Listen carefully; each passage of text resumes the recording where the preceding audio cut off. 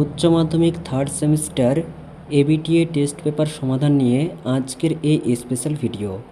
আজ আমরা আলোচনা করব শিক্ষাবিজ্ঞান বা এডুকেশনের পেজ এসি 155 অর্থাৎ সেট 3 এর সম্পূর্ণ এমসিকিউ প্রশ্নের একেবারে নির্ভুল উত্তরের সঠিক সমাধান নিয়ে।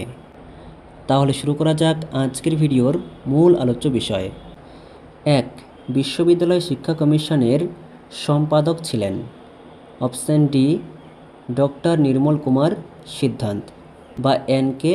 সিদ্ধান্ত। আর মনে রাখবে বিশ্ববিদ্যালয় শিক্ষা কমিশনের সভাপতি ছিলেন ডক্টর সর্বপল্লী রাধাকৃষ্ণন। এখানে সম্পাদক চেয়েছে তাই নির্মল কুমার সিদ্ধান্ত। 2. গ্রামীণ শিক্ষার উন্নয়ন প্রসঙ্গে নির্বাচন করা হয় পশ্চিমবঙ্গের অপশন সি শ্রীনিকেতনকে। শ্রীনিকেতন একটি গ্রামীণ শিক্ষার উন্নয়ন কেন্দ্র অর্থাৎ গ্রামীণ বিশ্ববিদ্যালয়, এবং শ্রীনিকেতনের প্রতিষ্ঠাতা রবীন্দ্রনাথ ঠাকুর। তোমরা কমেন্টে লিখে জানাও রবীন্দ্রনাথ ঠাকুর কত সালে শ্রীনিকেতন প্রতিষ্ঠা করেন। এরপর 3. মুদালিয়ার কমিশনের মতে মধ্যশিক্ষা পর্ষদের সভাপতি হবেন অপশন সি রাজ্যের শিক্ষা আধিকারিক। 4. ভারতীয় শিক্ষা কমিশনের সময়সীমা হল, ভারতীয় শিক্ষা কমিশন বলতে এখানে কোঠারি কমিশনের কথা বলা হয়েছে অপশান বি 1964 থেকে 66, এবং এটি স্বাধীন ভারতের তৃতীয় শিক্ষা কমিশন। প্রথম শিক্ষা কমিশন হলো বিশ্ববিদ্যালয় শিক্ষা কমিশন 1948 থেকে 49, এরপর মাধ্যমিক শিক্ষা কমিশন 1952 থেকে 53, তারপর ভারতীয় অর্থাৎ কোঠারি শিক্ষা কমিশন 1964 থেকে 66। 5. স্তম্ভ রয়েছে এ মুদালিয়ার কমিশনের সদস্য সংখ্যা অপশন 4 9। আমরা জানি মুদালিয়ার কমিশনে মোট সদস্য সংখ্যা ছিল 9 জন। যেহেতু এখানে ভারতীয় বা বিদেশি উল্লেখ করা নেই তাই আমরা টোটাল সদস্য সংখ্যায় ধরব 9 জন। বি মাধ্যমিক শিক্ষা কমিশনের রিপোর্টে অধ্যায় সংখ্যা ছিল 16-3। সি মুদালিয়ার কমিশনের বিদেশি সদস্য সংখ্যা 2। মুদালিয়ার কমিশনের 2 জন বিদেশি সদস্যের নাম তুমি কমেন্টে লিখে জানাও। ডি মাধ্যমিক শিক্ষা কমিশনের মতে মাধ্যমিক শিক্ষার জন্য সুপারিশ 2-7টি, অর্থাৎ এই স্তম্ভের সঠিক বিকল্প অপশান ডি এর 4, বি এর 3, সি এর 1, ডি এর 2। এরপর 6. জাতীয় শিক্ষানীতি 1986 এর ভিত্তি রচনা করেছিল অপশান এ কোঠারি কমিশন। 7.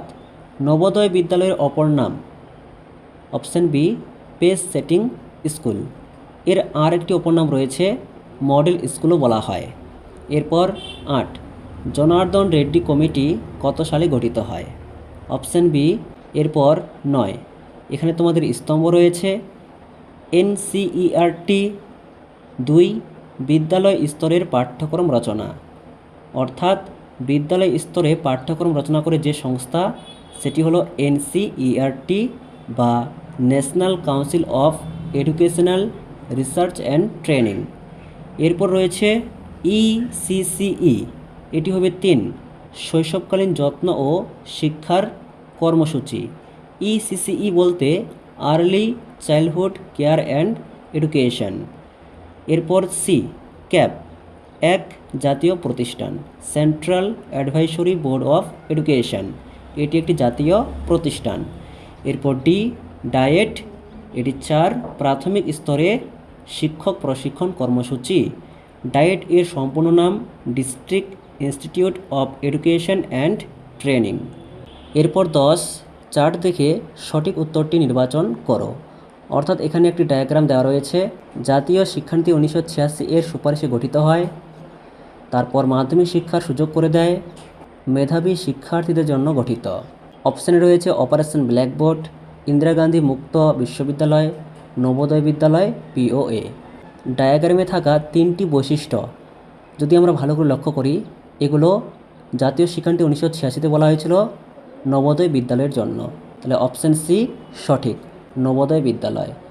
জাতীয় শিক্ষানীতি 1986-তে নবোদয় বিদ্যালয়ের সুপারিশ করা হয়, এবং নবোদয় বিদ্যালয় মূলত মাধ্যমিক শিক্ষার জন্য, কাদের জন্য? বিশেষ করে যারা মেধাবী তাদের জন্য।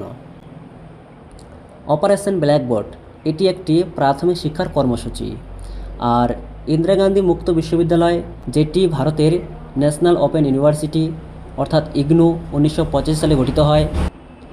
পিওএ প্রোগ্রাম অফ অ্যাকশন, এটি জাতীয় শিক্ষানীতি 1986 একটি সংশোধিত রূপ। তাই এখানে সঠিক উত্তর অপশান সি, নবোদয় বিদ্যালয়। 11, প্রথম মহিলাদের শিক্ষার মান উন্নয়নের জন্য কার নেতৃত্বে কমিটি গঠিত হয়? অপশান এ, শ্রীমতী দুর্গাবাই দেশমুখ, এবং এটিকে দুর্গাবাই দেশমুখ কমিটিও বলা হয়, যেটি 1958 সালে গঠিত হয়েছিল। 12, এক্সটেরিয়র কাস্ট যাদের বলা হতো?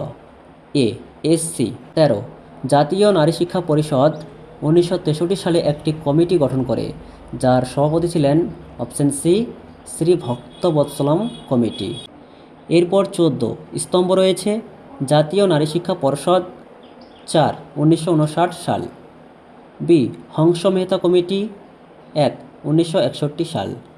সি, এখানে বানান ভুল রয়েছে, মন্ডল কমিশন 2, 1979। ডি, কে কে কমিশন অর্থাৎ কাক্কা কালেকর কমিশন 3, 1953 সাল। এখানে তোমরা মনে রাখবে, মন্ডল কমিশন বিশেষ করে যারা সামাজিক ও শিক্ষাগতভাবে অনগ্রসর অর্থাৎ ওবিসি, তাদের জন্য এই কমিশন গঠন করা হয়েছিল। অর্থাৎ মন্ডল কমিশন ওবিসির সঙ্গে যুক্ত। এরপর 15 বিবৃতি 1, হংস মেহতা কমিটির সুপারিশ অনুযায়ী মেয়েদের কারিগরি ও বৃত্তি শিক্ষার ব্যবস্থা করতে হবে। বিবৃতি 2, ন্যাশনাল কমিটি ফর উমেন্স এর সভাপতি ছিলেন শ্রীমতী দুর্গাবাই দেশমুখ। এই বিবৃতির সঠিক উত্তর অপশান বি, বিবৃতি 1 এবং বিবৃতি 2 উভয়েই সত্য। এরপর 16 শিক্ষার বাহন গ্রন্থের রচয়িতা হলেন? ডি, রবীন্দ্রনাথ ঠাকুর। রবীন্দ্রনাথ ঠাকুরের কয়েকটি গ্রন্থ রয়েছে, তোমরা মনে রাখবে, পরীক্ষায় আসে। শিক্ষার বাহন, শিক্ষার হেরফের, শিক্ষার মিলন, স্ত্রী শিক্ষা, একাধিক গ্রন্থ রয়েছে যেগুলো তোমাদের সিলেবাসে রয়েছে, সেগুলো তোমরা ভালো করে দেখে রাখবে। আর মনে রাখার সহজ উপায় হলো রবীন্দ্রনাথ ঠাকুরের গ্রন্থগুলিতে শিক্ষা কথাটি তোমরা পাবে। এরপর 17 স্বামী বিবেকানন্দ রামকৃষ্ণ মিশন প্রতিষ্ঠা করেন। রামকৃষ্ণ মিশন স্বামী বিবেকানন্দ প্রতিষ্ঠা করেন কত সালে? অপশান সি, 1897 সালে 1 মে। 18 নই তালিম কথাটির অর্থ কী? এর সঠিক উত্তর অপশান ডি, নতুন অনুশীলন। এখানে নয় শব্দের অর্থ হলো নতুন, এবং তালিম শব্দের অর্থ হলো শিক্ষা বা প্রশিক্ষণ বা অনুশীলন। তাই নয় তালিম শব্দের অর্থ হলো নতুন অনুশীলন, এবং নয় তালিম কথাটি বুনিয়াদী শিক্ষার সঙ্গে যুক্ত, যার প্রবর্তক গান্ধীজি। এরপর 19 শিশুকেন্দ্রিক শিক্ষার জনক হলেন? চাইল্ড সেন্ট্রিক এডুকেশন এর ফাদার? Option A, Rousseau. এবং রুশোর একটি বিখ্যাত বই রয়েছে এমিল।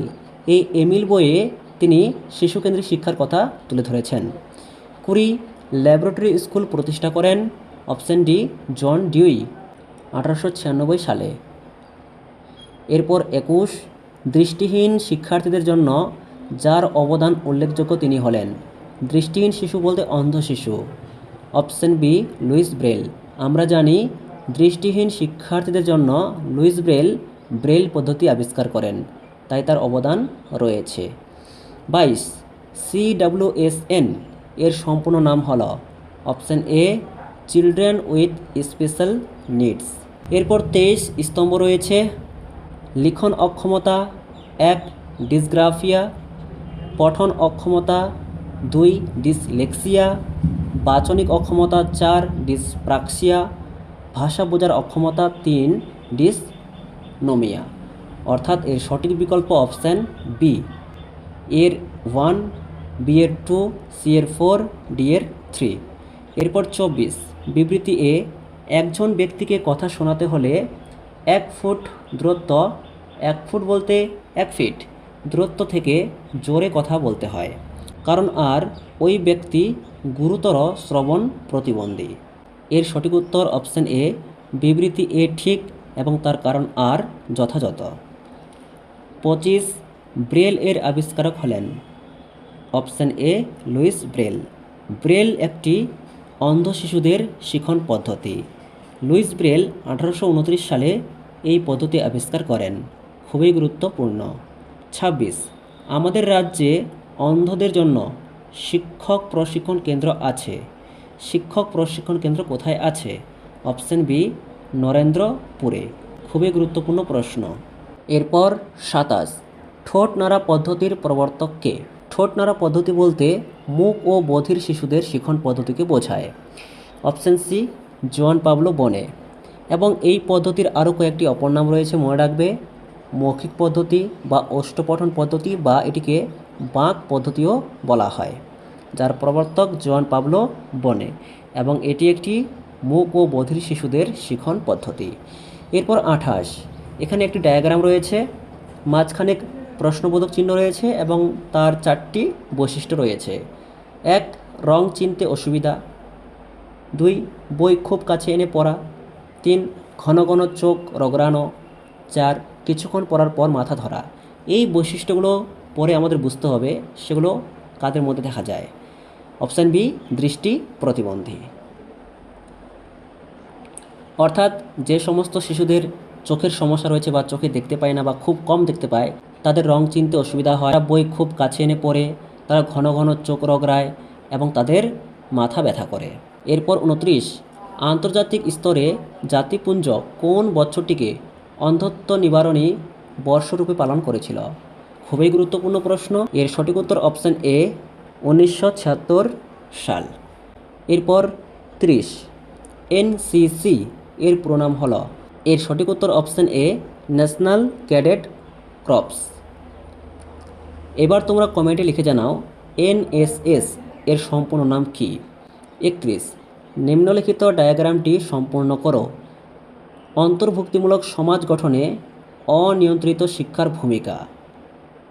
সমসুযোগ, প্রশ্নবোধক চিহ্ন, সহানুভূতি, ন্যায়।